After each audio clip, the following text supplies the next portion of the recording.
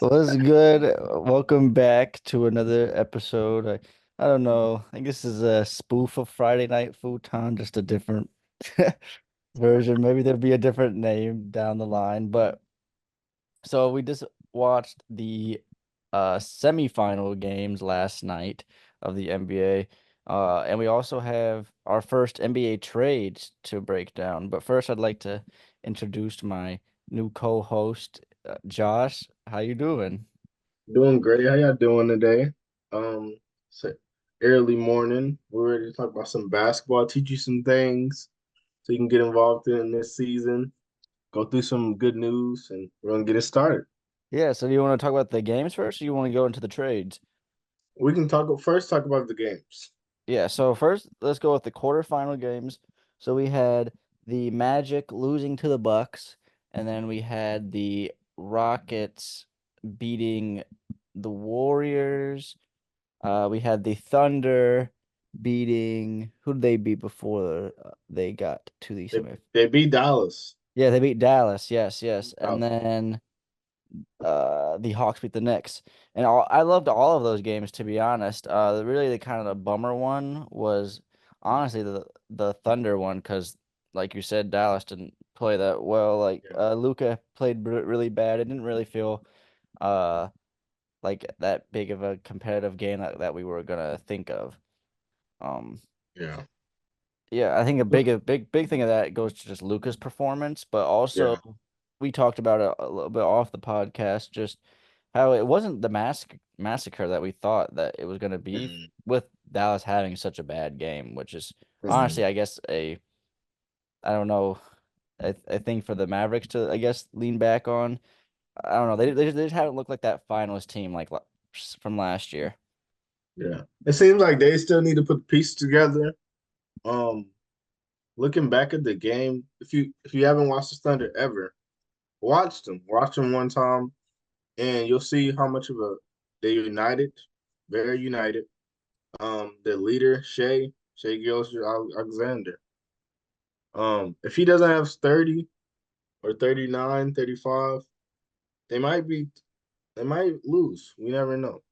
Um, their defense is they have the best defense. But just watching the game just show like how massive an impact he had on the game with 39 in the third quarter. Um, the Mavericks, they didn't really get like the players didn't get into double digits until about the third quarter, and the leading scorer was Klay Thompson. And Klay Thompson is great, but Yeah. he hasn't been showing up lately. So that is good for him. But overall for the unit, they need to at least have somebody scoring 25 or more. Yeah, no, like, especially yeah, because we haven't really been getting all the Klay Thompson games in the world. So when he does perform, that does need to be capitalized on by the Mavericks. And yeah, he shot the ball fine. I think it was 5 for 10 from three, just exact perfect 50%. Um, yeah, they were my team of that I wore for today's podcast. I'm wearing an old Kevin Durant Thunder's jersey, but yeah, I've been extremely impressed with just how they've been playing. I have them to win the NBA Cup in its entirety. I think they can beat the Bucks and what they have to do, because the Bucks, they kind of in their Magic game, they kind of it felt like more the Magic. It felt, in my article I wrote about it, I said it was a better Magic loss than the Bucks win. And what I really meant by that is just I can't believe how well that the Magic have been playing sitting at the third seed without both of their stars. Their first star getting them, and Paulo Banchero had an amazing beginning of the season, and then for him to go down and Franz Wagner to be putting up the same production basically, and then him to also go down, both oblique injuries is insane. But just for that team to stay afloat and be competitive, and then still be competitive in the NBA Cup was a big thing, and I think that they will still stay afloat for when those players come back. But for the Bucks, it's really just been the Giannis show. Damian Lillard is my favorite player in the NBA, but I feel like we get one good game from Dame a week.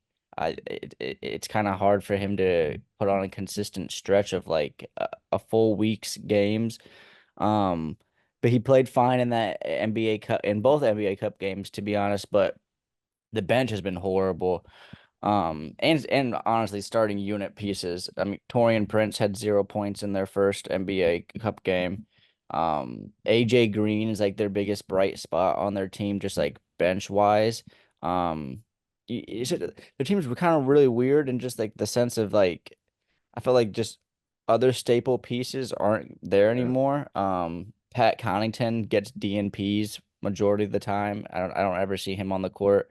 Beauchamp, who was like their one young player, hasn't really taken off anywhere. Basically, their whole entire bench production is basically based off post touches from Bobby Portis, and they're like one of the only teams still using post touches. And I don't know how successful that will be for a contending team going forward. Yeah. I definitely think they have a shot, but I think the other players need to step up. With Chris Middleton coming back, he definitely needs to get on that Giannis status. Not 37. Not he probably won't. It's gonna be hard for him to do 37 a game, Two but ankle sur coming back from two ankle surgeries. I mean, yeah, at least 15 to maybe 20. And that's a pushing 20. The bench definitely need to step up. Bobby Portis, the last game against the Magic, had 22 points. Gary Trent Jr. had about six, and it's kind of fused in between that, like a few points here and there. But the Bucks, you basically got like three main scorers. Got Giannis, you got Damian Lillard, and sometimes you have Bobby Portis. So I think that unit altogether needs to step up. Everybody needs to put it in drive. Torian Prince needs to get back on this thing where he had. I remember one game in the past he had about like 17 points. Because I know he can score. I know he's yeah. a defensive player, but sometimes when you're playing basketball and you're on such a developing team and a winning team, some things it's hard to like just go out there and just score. Sometimes if Right. you're known for defense, you might just be playing defense the whole game. Yeah, yeah, that's a big thing. I think they have two players basically in their starting lineup that are meant for that, and that's Andre Jackson and Torian Prince, and they're basically there for defense, and their defense is horrible, as a Yeah. team wise. So, I mean, I don't really see what would hurt putting AJ Green in there because at least he's shooting 3 for 6 off 19 minutes off his last game, and I thought he played good in the Magic game. Um, But yeah, Chris Middleton in the first game against the Magic had 0 points and 8 assists, seeing his team chemistry as being his only attribute. And then in the second game, he did find his way to the basket, getting some 6 points. But yeah, still shaky shooting, 2 for 7 and 1 for 5 on the game. Yeah. It's just not what we're used to seeing from Chris Middleton at all. And it's kind of weird because yes, two ankle surgeries is probably insanely hard to come back from, but it's not that Chris Middleton's game necessarily relied on that much athleticism. I felt like it was a lot of just consistent, just good bucket making, and I don't know. I feel like that it wasn't that much athleticism going into his scoring, but I guess it is, and he doesn't have the same just burst of scoring at all. I Um, think I think that just takes time. mm, I feel like it's gonna take him a long time to get back into the groove of things. When you look at a guy like Chris Middleton, mid rangers, pull ups, it's gonna from coming yeah, back from those two ankle surgeries. He's gonna have to like it's gonna take him a while. It's gonna take him a while to yeah, like hop back into it. He's 33 years old, and at that age, you're kind of on decline of things. If you're not the top players, like yeah, let's look at Kevin Durant or like Curry or like even Giannis. I think he turns 30 not too long. So these 30 and plus up players, it's going to be harder for their body to like recover. Um, I can't speak for people like Joel Embiid. I love the Sixers to death, but he's 30 and he's kind of on the decline.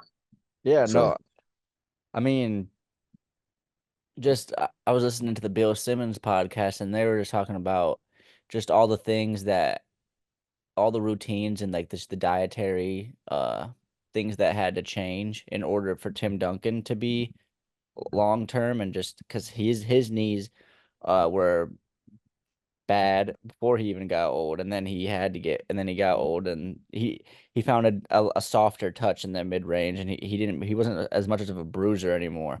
yeah, And I think Joel Embiid just needs to find a way to just to keep his body on the court.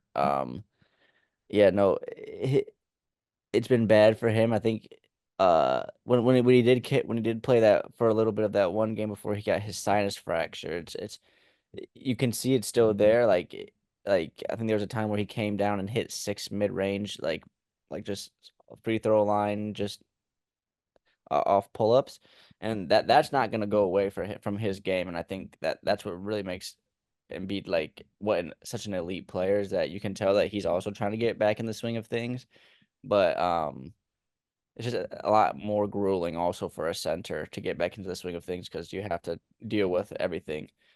Um, Going back to the team that lost to the Bucks, a team that I've been really excited, really impressed by this season is the Atlanta Hawks, and just how well they played in the NBA Cup, and they came up short, losing eight to the Bucks, but um. I think it's a team that right now that is sitting in the East. There's a lot of teams um above them that I think that they actually will probably end up better than. Um I could see this team being a 500 team as well. Like right now like the Miami Heat currently are in front of them. I could see them being a better team than them. And uh they were behind Indiana and Chicago. Now they are above them. So those were two other teams that I thought they could also be above, but they are above them now. So I think they're just playing a really good basketball. I think a lot of it has to go with Trey Young, but it's not a usual Trey Young centric team. I think the wing play from Jalen Johnson has been amazing, looking like an upscaled Paul George at some Mhm. moments. And then you have just the all defensive play. I think all defensive first team so far in the year for Dyson Daniels has been an amazing impact for their team. But whatever you like from the Hawks. Things I like from the Hawks is how their pieces around them kind of come together. So if we look at Clint Capella getting his rebounds, we look at Jalen Johnson, who past year he had just came back from the G League and he was humble and he's came up and he started doing his thing. I like that out of him. He didn't complain. He got nitty and gritty down. If you've never seen Jalen, you never seen the Hawks play. What to expect from the Hawks when they play? We can expect Trey Young to get about 12 assists. He's gonna pass the ball around. Maybe get like he's gonna get like 20 points, 22 points. Yeah, But you also that's have where he's people like averaging this year. Not as high, yeah, not as high on points, but the assists are that's there. okay. That's okay. As long as you can get a consistent 12 assists and 20 points, and then you have pieces like DeAndre Hunter who can give you 25 points a game or 30 points a game, Off or the even bench. off the bench. Jalen Johnson, who can also he's a great defensive player, great player, development player, can give you 25 and 10. So if you have those two factors, that is almost better than just having one player to score like 40 points. Because once that player falls off, once that player like get injured, it's gonna be hard. But the thing about like going back to the Magic, for Jalen Suggs to have 32 points is amazing. You know, I watched Yeah. that team when they played against the Sixers previously in the past, and I was wondering without Franz Wagner how they would do. They held their own, so I think 17 and 10 is really good for the Magic. If you look at the Yeah. Magic all the way back from Jameer Nelson and when Dwight Howard was on the Magic, the Magic has kind of always had a losing season. Always had a losing season. They never were like the team to watch. But if you ever want to get into basketball, I think a good team to watch is any three of those teams. You just figure out the players you like, which is not going to be hard to do, and you can go from there. Yeah. Yeah. Yeah. And then Think about going yeah. on to the Western Conference, we had the Rockets, who have been my most favorite team of this season. Just uh the defense coming off of their bench with Amen Thompson and Tari Eason has been immaculate. I think it gives you a very similar vibe as what Jalen Suggs is producing on the starting end for the Magic, like you just mentioned. But the Rockets, they just look amazing. They're probably the most team centric team in the NBA right now, and they are the currently the third seed right now. And their best player right this season, I would say so far has been Sengun. Um, and you're a third seed with Fred VanVleet not shooting the ball necessarily to his expectations. So I think just the all-around team player of this team and the defense from Dylan Brooks all the way down to Amen Thompson is amazing. I think this team they lost to the Thunder, but a team I wanted to bring up was they beat the Rockets their first time since 2020 of February. That's a big hump to go over for the Rockets. I mean, they had Russell Westbrook and James Harden. That was a completely different frontier of that team. But I wanted to talk about the Warriors because they were one of the first teams to do a trade. They just picked up Dennis Schroeder for the injured DeAnthony Melton and a lot of pick swaps there. So what do you think that Dennis Schroeder will add to Golden State? I think Dennis Schroeder adds a lot. Coming from the bench, that second group with all those guys, I think he can add at least like 7 assists, maybe 12 points. Like a key role player. Tonight they play the Mavericks, y'all. So if y'all do want to watch a game, the Warriors play the Mavericks. It's gonna be interesting to watch. Is he to play? Is he to play tonight? I I don't know. think so. I think so. But you know how NBA is. You Yeah, never really know until like an hour before. exactly. Um, if they have to use them right. They have to put them in that second lineup, have them come off the bench, have them score, give them like at least like I'll say 25 minutes, maybe 25 minutes or like Yeah. 20 minutes a game. I He think has to play. it is going back to a good thing. I think the biggest problem with the Warriors when they had those bad seasons, like mixed in there with their title run, is that their backup play is horrible. It's a team like the Denver Nuggets that when Nikola Jokic goes out, they're horrible. When Steph Curry goes out, they're horrible. They're really bad. Um, Chris Paul helped with that last year. It was like the first year since Sean Livingston coming off the bench that they weren't absolutely horrible. And I think Dennis Schroeder can keep that for you now permanently. Now it's not just 1 year rental of Chris Paul. You can maybe hold on to Dennis Schroeder for a couple of years, and that can be your backup play. And Dennis Schroeder has shown that his defense, he was up there as steal leaders for the beginning of the season. They always be running in lineups with Curry and Gary Payton out there. I could see I don't see a reason why Curry and Shooter can't be out there at the same time. Curry shoots the ball insanely well, and Dennis Shooter has learned how to play off the ball and with the ball, being a starting point guard and being a backup point guard throughout his whole entire career, playing with heavy dominant guards like Jeff Teague, and also growing up with Shea Gilgeous-Alexander, and then playing with now Cam Thomas. Well, what was Cam Thomas, who we all know likes to get his shots up as well. He knows how to play with people that also need the ball. So I think this would be a really good fit for them. I was really sad to see D'Anthony Melton go down for them. So for them to find a replacement not even halfway through the season is a big bright spot for them. And I think that this is definitely not a ceiling raiser for them, but definitely a floor raiser for the Warriors. Um, Definitely. our That next, second group, yeah, the second group, he really needs to be a part of. I think, and Um, then I think you have another year of Trace Jackson Davis. I just feel like the second unit was also a lot better than the year of Chris Paul. I mean, we were finding Pojanski was trying to find himself, and he has found himself as an NBA player.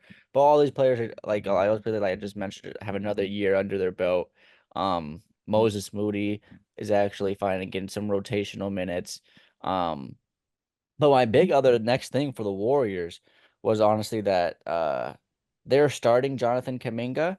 And um, when I was listening to the Bill Simmons podcast, uh, Bill Simmons and the other guys that he was doing it with, they all found it as a red flag that it's kind of interesting that this is the time that the Warriors finally choose to start Kaminga after all this time, after Kaminga requesting a trade out and then asking for more minutes, that this is now the time. And then for Draymond to also come out and be like, "This is totally fine." Like it just feels weird. That doesn't feel like a Draymond type of thing to also give up his starting spot.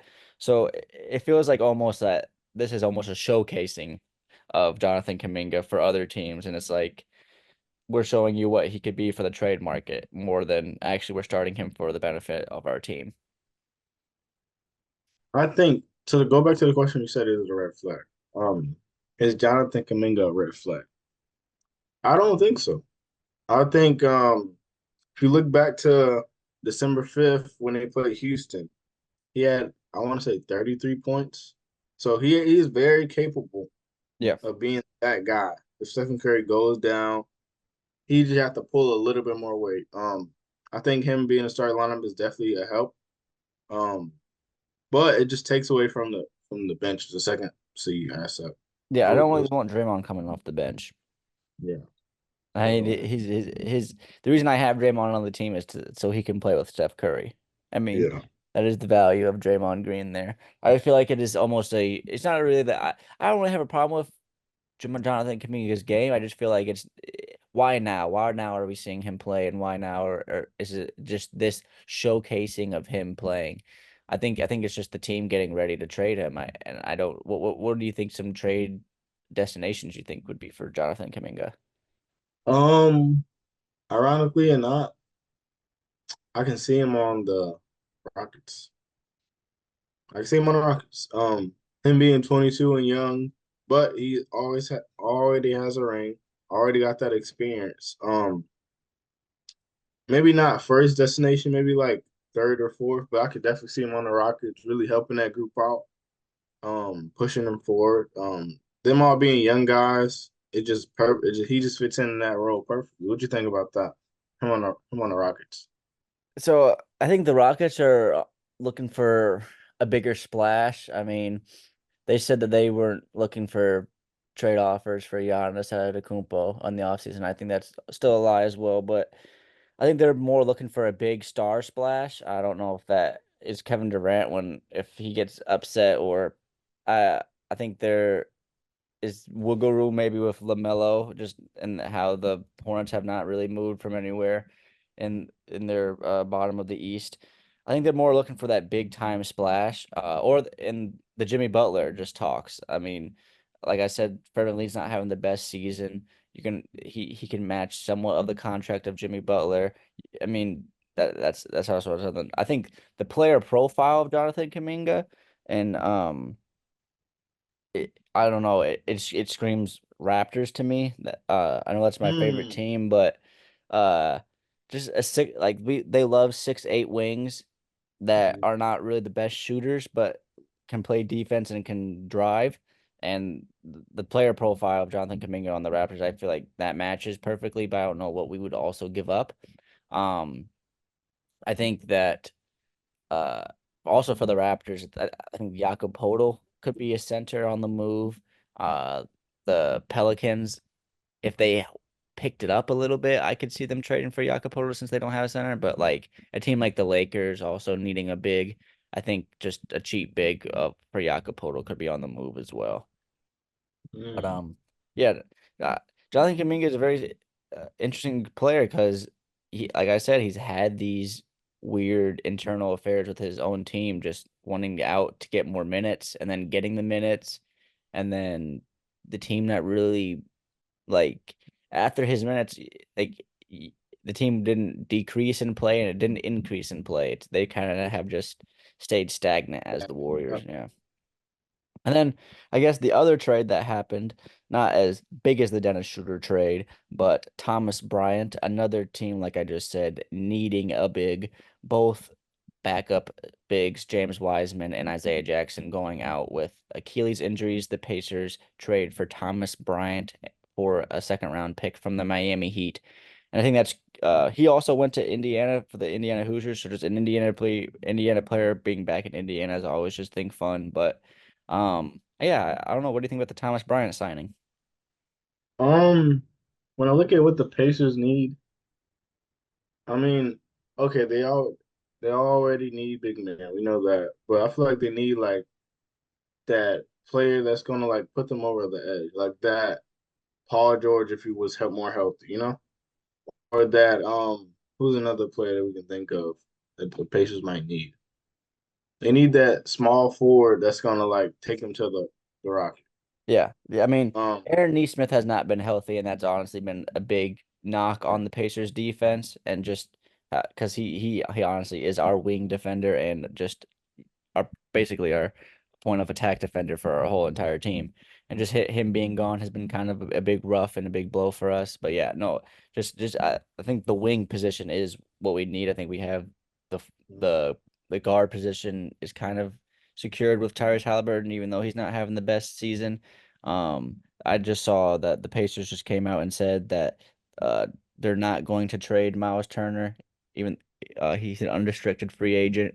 And then just the trade acquired from last season with Pascal Siakam, I think they're still gelling with yeah, Tyrese and Siakam. But yeah, no, I think a wing player would definitely push this team over the hump, but I yeah. don't know how they would acquire that. If you look back to last year, the Pacers were one of the most exciting teams there were. Um, let's think what changed. So what changed from now back then to now?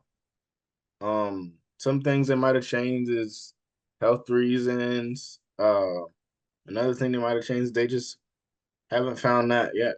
Being 11-15, the last time they played was against the Sixers. Um, can we talk about Obi Toppin? Obi Toppin was able to come off the bench with 20 points and 8 rebounds. I Yeah. think that is amazing for him. I love to see him win. Why would I love to see him win? Is because he played for the Knicks, kind of like a highlight fly player and like fell underneath the radar. We just know, oh, he's Obi Toppin. He loves to dunk. But to see him score points and play 31 minutes, Yeah. score 20 points and 8 rebounds, I think that's great. Yeah, Um, no, he definitely is in that part of last the game, bench. Tyrese Halliburton had 32 points and 11 assists. So we love that out of him, but I feel like it's too inconsistent with him. Like Hmm.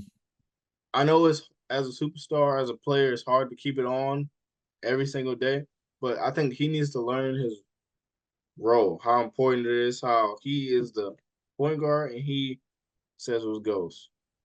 The 76ers game was interesting because like with Tyrese Halliburton, he's having such a struggling year. But if you were to watch that 76ers game, you would have thought that it was a game from last year. Like Right. when even when he found like even when he like recognized that like oh this is actually a good game for me, then he started shooting like deeper threes, and it's just like it's just it's just interesting that when he does struggle, like you can just immediately see the timidness just shut down where it's just like oh I'm not shooting these threes all that well today, so I'm not gonna even shoot the deep ones. Where it's like that we're going back to the point of Trey Young. Trey Young can miss two threes, and his third three will still be from the logo. I think that's just, and you're just gonna have to respect that.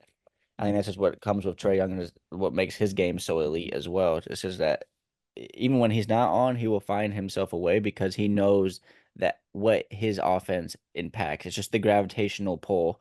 What we see with Damian Lillard, Steph Curry, all these amazing 3-point shooters have this already just gravitational pull on the defense to where it's even if you're not on that game, you don't want ever that shooter to get on during that game. So just always playing with that person with respect from three. I think just Tyrese Halliburton has just been ineffective when he is ineffective, which has really been the killer.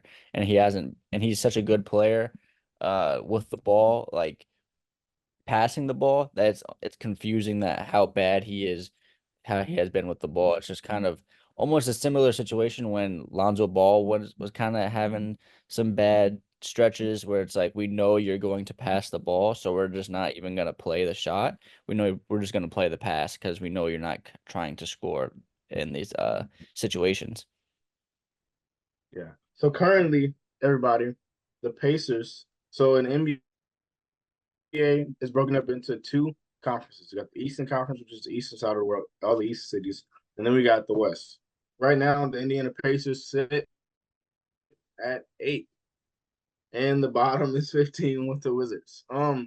Looking back at that time, who who do we think is better than the Pacers? If you look at the bottom teams like the Bulls, the Nets, the Pistons, the Sixers, the Hornets, are any teams really better than them, or you think they're placed perfect So at I 8 think for that the season? I think the Or you, Bulls, them having the same record as the Bulls is Yeah. probably the most alarming thing I'm looking at the standings. There's no reason that they should have the same record as the Bulls. Um, the only team I could really see them, the only team I could really see being above them, is the 76ers, and that would require them to just get all their stuff together. I mean, they are by far the most disappointing team this season, Yeah. I and said, yeah, I said earlier when I was looking at the team when we first got Paul George, I'm like, they're gonna have trouble being it. Like, they're not gonna have consistency because it's gonna be injuries yeah. and And then the the biggest injury happened last night. Even like Jared McCain went down with a meniscus tear, like, and he's gonna have surgery. That was the rookie of the year. I yeah, mean, it is crazy to say. If I would have told you at the beginning of the season that the 76ers were going to be the 12th seed, but don't worry, they would have had the rookie of the year. It's like that's an insane scenario. And then for that player to then go out, it's crazy. It's like they're literally I don't know how like they're gonna get out of this hole now. It's like the only rope that came down the well just got snipped, and it's yeah. just it's tough for them.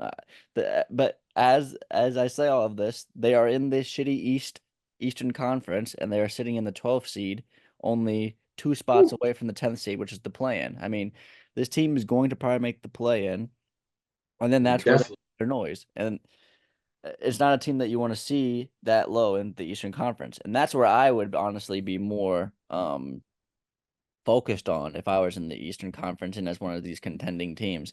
I'm looking at the Cavs that took care of business at the beginning of the season, having that uh was that 16-0 stretch or Yep. undefeated stretch. And then so just making sure that you're one of those top Eastern teams that you were a top seeded enough to where you wouldn't have to play the 76ers in that first or second round.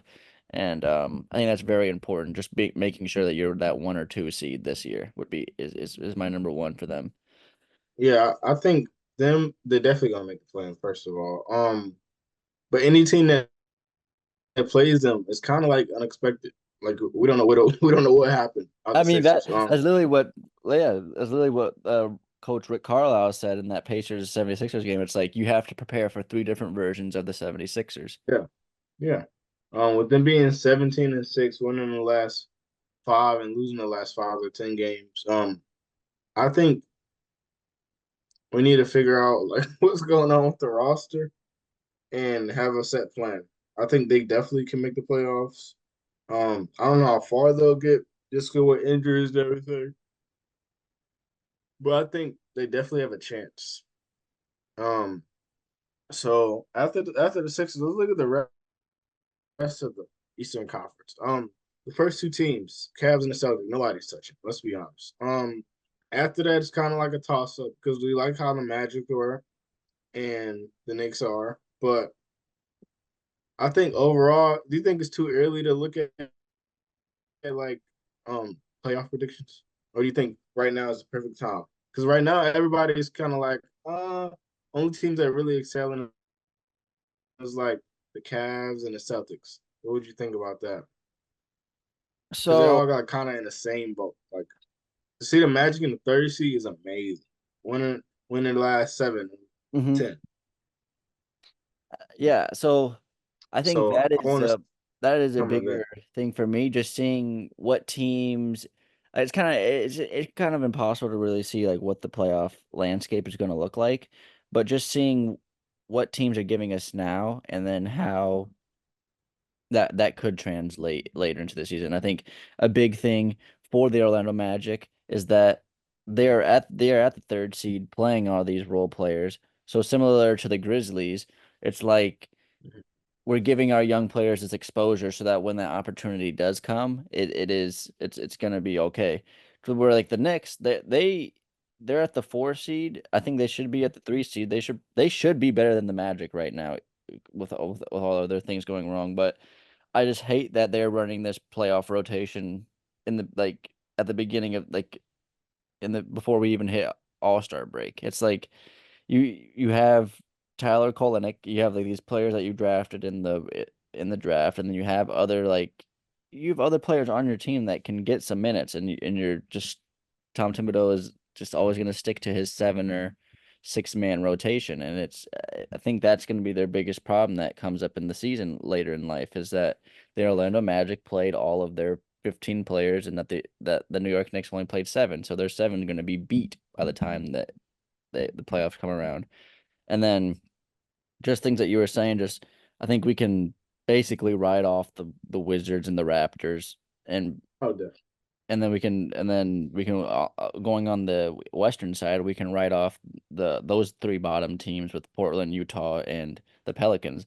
I mean, the biggest thing in the it's like the East that we see with we see with the 76ers is that they are in the East, so that there is still some time to get back. The Pelicans have honestly had as bad of injuries as the 76ers, but they are in the West, so there's literally no way that they can even come out of the that purgatory of the 15th seed. They're 5-21. Uh Yeah, it's gonna be a long time. and the They won't 11th even. the 11th seeds the 11th seeds Yeah. the Spurs, who are 13-12. I don't ever see the Pelicans catching up with that. And that's the No, 11th seed. definitely not. Definitely not. Their last 10 games, they only won. So, Yeah. it's just sad calls about the Pelicans. I know injuries is a thing.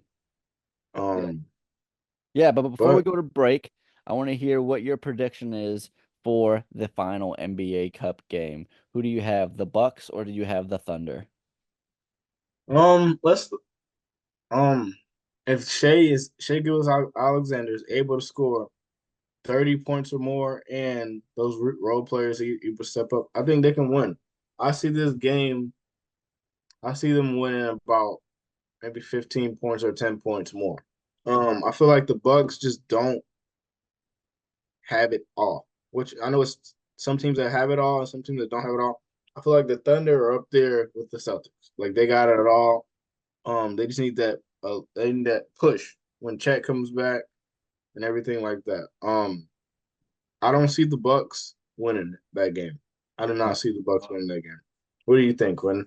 I don't either. I think if we were to talk 2 weeks ago before Hartenstein came back, you really have a like the Bucks could easily walk in there and just dominate. But you have Hartenstein back. You They have found how to play this undersized ball that I don't think Mm-hmm. that they'll have a problem with the Bucks, and all all 5 of their starters can score the ball better than majority of the Bucks starters besides Giannis and Dame. Um, I I think they just I just don't want it to become a thing. It's been a repeating cycle now that the first game of the Knicks Celtics was a massacre blowout by the Celtics just putting up an insane amount of threes. And then when the Thunder beat the Dallas Mavericks, they also put up an insane amount of threes, putting up 35 at half when they averaged 39. So that's the biggest thing. I don't want to see. I'm sick of seeing 2 contending teams play each other, and then one of the teams just being like, "We're just gonna outshoot you," and that's just how we're going to win this game. Is we're just gonna just bombard you with threes. So I hope that the Thunder go to their style of basketball and don't fall in love with the 3-pointer. And I think that is coming with Shea just finding his tempo in the game, and I don't think the Bucks are a team to mess with him at all. I love the pace that Shea plays at, and the Bucks are never going to speed him up, and they're never going to slow him down. So I think he definitely is going to have his full way with the Bucks. I just The biggest thing for the Thunder is just how are they going to stop Giannis and how are they going to contain Giannis? And I think the biggest way this year is, I mean, it's looking like the best year to ever to do the wall. I mean, you build a wall against Giannis, and then you hope that these other role players can shoot them out of the game. And the only other person that can shoot them out of the game at all is Damian Lillard. But yeah. Alrighty, so thank you for staying for the first half of our podcast. We'll be back for the second half. Yeah. All right, welcome back. Thank you for waiting Welcome patiently. back, y'all. But we're just gonna run through some of the tonight's games that are not NBA Cup games, but just some good regular season games.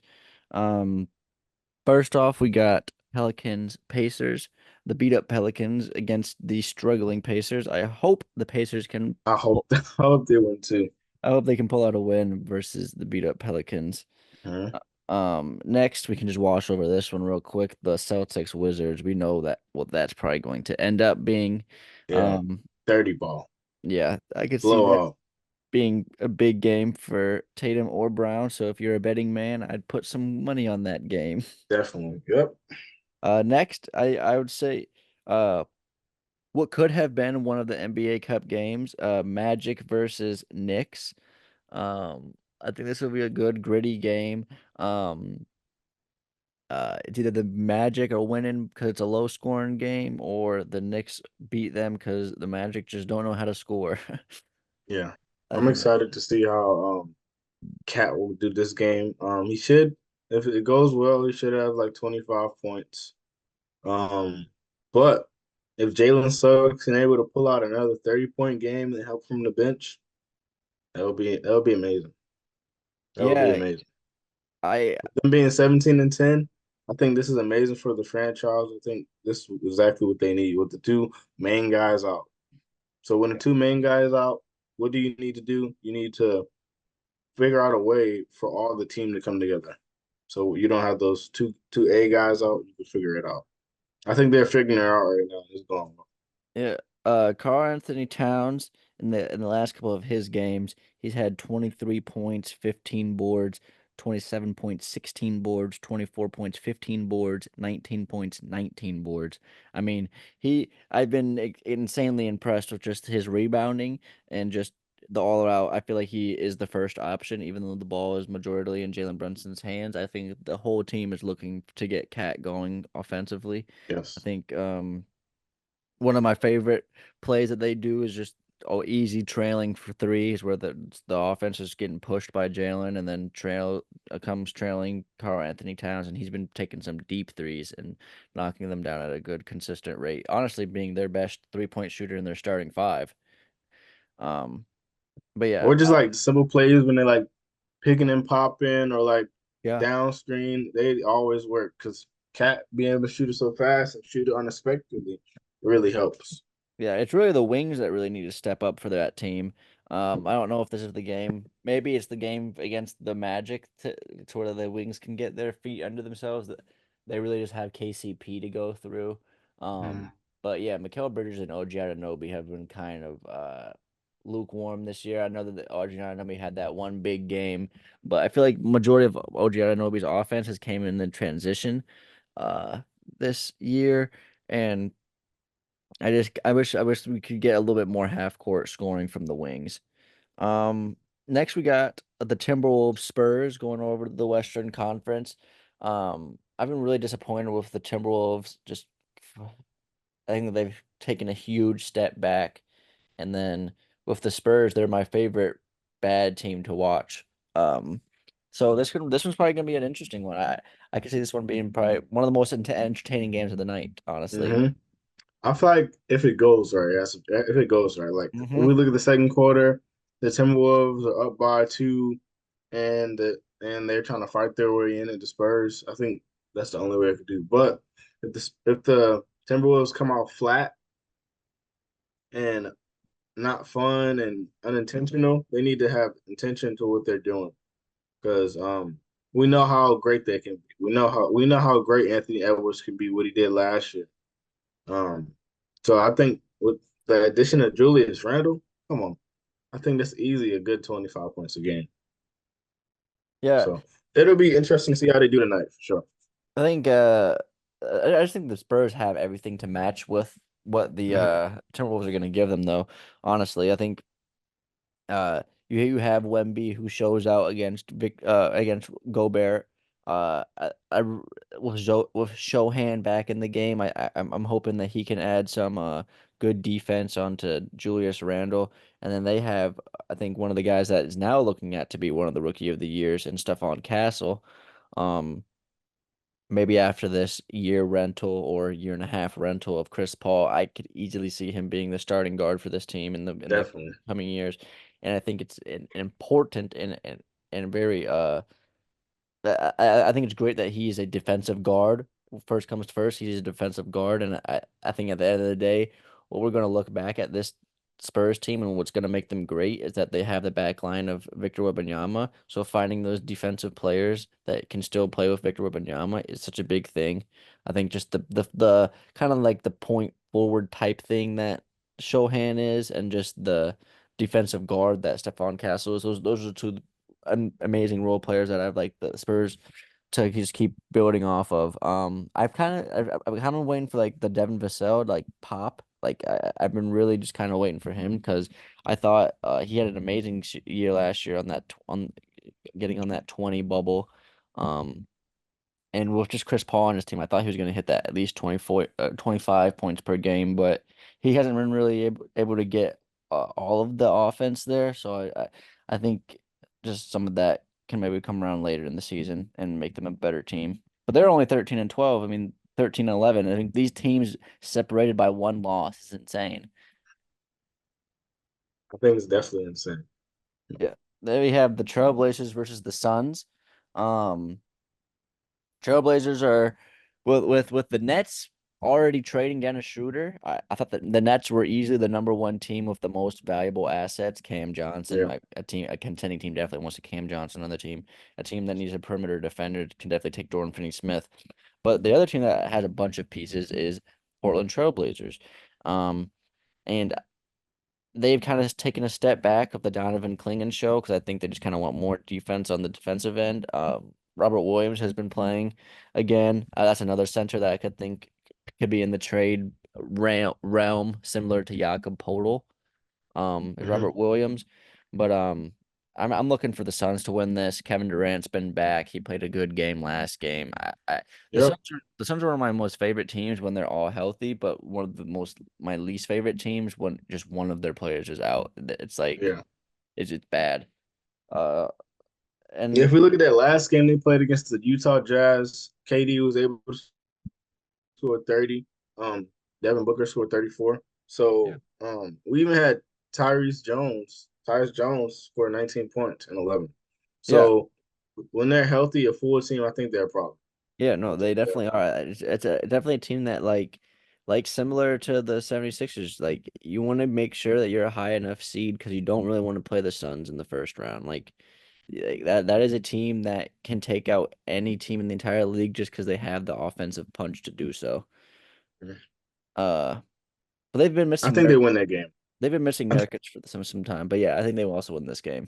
Mhm. I Then think they'll win that game. honestly, I said the Spurs Timberwolves should be game of the night. I think this one more has potential because the later games I always feel like they know that the later games are going to be better games. But Yeah. Mavericks Warriors, um,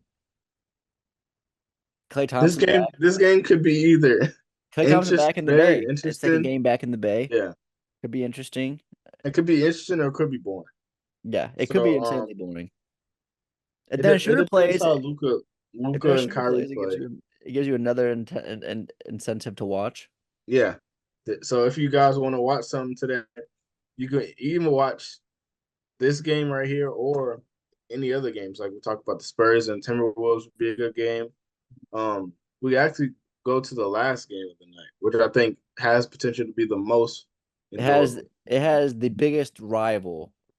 rivalry out of any of these games tonight. The If Memphis we look Grizzlies at the Grizzlies versus the hate each Lakers, other. they hate each other. The Grizzlies have been doing great with being 18 and 8. John Morant coming off a 23-point game. Yeah, I really the love their big three bench. is technically all playing right now. Yes. I really love their bench. I really love their bench. Will Sante be able to come off bench and score 20 points? Mhm. Wells can give you like three threes a game. Desmond Bain can give you like 15 a game. So I think a lot of things that a lot of teams are missing is what the Grizzlies have. Yep. A solid bench. A solid bench. Yes. Not a lot of teams in I this mean, league have they can pull from their 11 and 12. I mean, that. their 12 is Jay Huff. I mean, Hmm. and he And played amazing for the beginning of the he can give you two threes a game. He can give you is eight a from the game. center. Yes, from the center. And you Yeah. got Zach Eaton too. Yeah. I think so. Yeah, and this is also a team that has had Gigi Jackson and Vince Williams Jr. out for the entire year, and both of those players look like they were going to be fundamental pieces after their shitty season last year. And going back again, we've been talking about the Magic a bunch, but those are the type of players that shine when you have a struggling season Yeah. or when when your starters are out. You give Gigi Jackson that like confidence so that when he does come back and join this team again, I think you add even more depth to the biggest depth team in the league. Yeah. It's insane. Yeah. And they did this without the crazy like trades Yeah. and draft picks of OKC, where I feel like Keeping it they the got their same. depth. The Grizzlies last game against the Nets were able to put up 135. I Yeah. think that is amazing. Everybody scored um except for like Yuki. Except for like Yuki Kawamura. It's the Yeah, only how many person that didn't you really probably play score. like 1 minute, yeah. which is okay. I'm happy about that. I think they have the pieces to make it far. It's really just staying healthy. Yeah, what do If you they think about stay the Ja Morant no dunking stuff? um I think it's good for his body. It definitely is. I think it's very good for his body. I think John Morant just has time to be dunking and stuff like that. And it's not now. Like I think over time he can continue to dunk. He's only 25. So he's healthy. The thing is when he gets injured, that's the only problem. So I think what he's doing right now is good, limiting the dunks to maybe 4 or 5 a game. Hmm.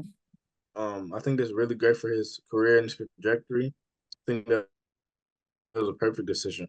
I think Cause yeah, I think my biggest thing is just the aggressiveness of the dunks.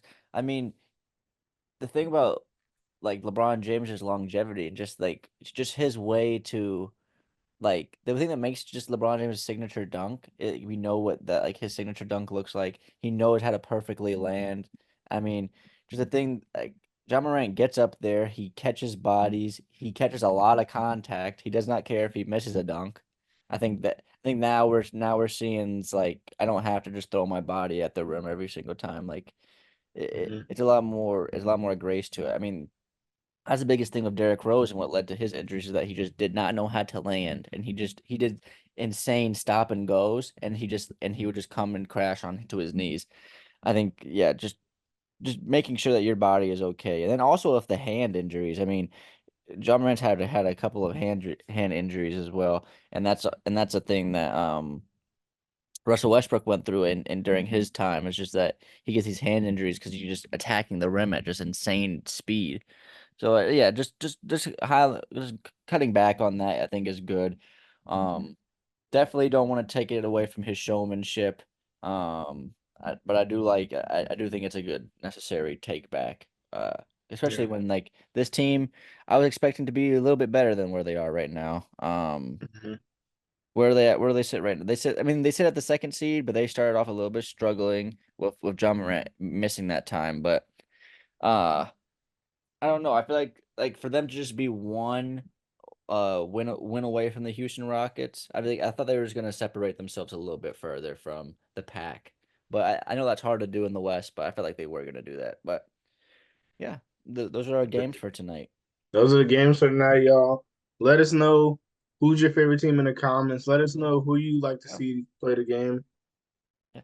And then on tonight. Tuesday will be the championship.